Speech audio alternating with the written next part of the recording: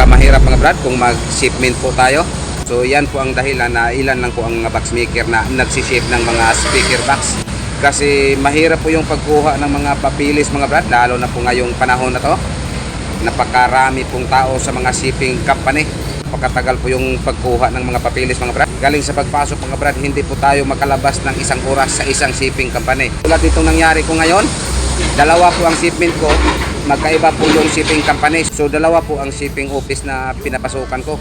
Sa isang shipping company, aabot po ako ng halos 2 oras sa isang shipping company. Sa isang shipping office na naman, aabot po ako ng halos 2 oras. Pagkatapos ko kumuha ng mga bill of lading sa dalawang shipping company, pupunta naman po ako dito sa CPA office or Cebu Port Authority.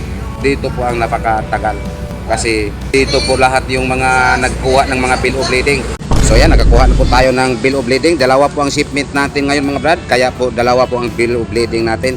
So yan, yan po ang isa. At ito po ang pangalawa. So ito po ay para sa Usamis. At ito naman ang para sa Cagayan de Oro. So what's up mga brad, ito po ang mga speaker box na sinisip namin kahapon, December 27, 2024. Isang box para po sa Cagayan de Oro at 2 box para po kay Mr. Bambam ng Carmen Norte ng Cebu. Ito po ang sinisip namin para po sa Cagayan de Oro. MCBD15, isang box loaded by Live Tsunami 900 watts. Yan po ay para kay Mr. Ricky Doria ng CDO. At ito namang 2 D12 mid-high bullet na X-horn po ang design. Yan po ay para kay Mr. Bambam ng Carmen Norte ng Cebu. At ito po ang time na nag-meet up po sila sa isa sa aking kasama, ay nagdala pa po siya ng pumilo or bung-on. So sa inyong dalawa, Mr. Ricky Doria ng Cagayan at sa iyo Mr. Bambam ng Carmen Norte ng Cebu, big shout out po sa inyong dalawa at especially Mr. Bambam, maraming salamat po sir sa binigay mo na buongon or pumilo.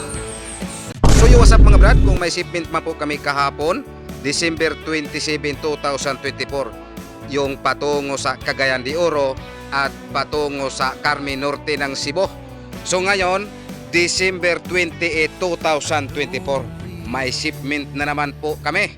Ayan po, 2x2 sit up para po sa Usamis.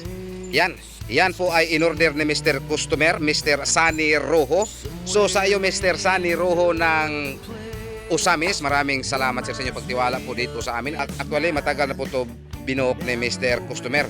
Kung hindi po ako nagkamali, baka nung last October pa po yon, nagpabuhok na po si Mr. Customer para nitong kaniyang 2x2 sit up. Ayan, yan po ang nakikita ninyo, yung pinupost namin noon na kulay purple.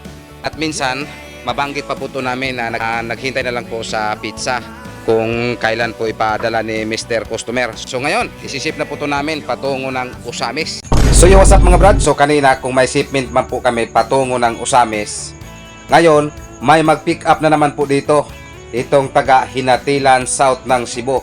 At meron pa kaming delivery bukas or shipment. Mamili po kami sa dalawa, shipment ba or deliver. Pero sa palagay ko, ito pong deliver ang matuloy kasi yung para shipment hindi pa po natuyo masyado. At ano man po ang para deliver bukas. So dito sa video ito ipapakita ko po sa inyo. So ito po ang pipick upin ngayon. So ayan, 2 MCBD15, walang pintura po. Tumawag na po si Mr. Customer na papunta na raw sila dito sa aming site. So ito po ang pagpilian namin bukas. Ito bang para shipment, pero sa tingin ko hindi po matuloy yung shipment dahil hindi pa po natuyo masyado. At kung may deliver man po kami, baka ito po ang matuloy. Yung kulay carrots, yan po ay patungo sa Lutupan or Toledo. Ito po ang pagpilian namin bukas. Ito bang para shipment, pero sa tingin ko hindi po matuloy yung shipment dahil hindi pa po natuyo masyado. Dahil wala pong init na malakas kanina. At kung may deliver man po kami, baka ito po ang matuloy. Yung kulay carrots, yan po ay patungo sa Lutupan or Toledo. So yan po ang isi-shipment namin bukas sana. Pero hindi pa po natuyo masyado. Kanina wala pong malakas na init. So ito na lang po ang box na natira dito. Ayan, tumawag na po si Mr. Customer.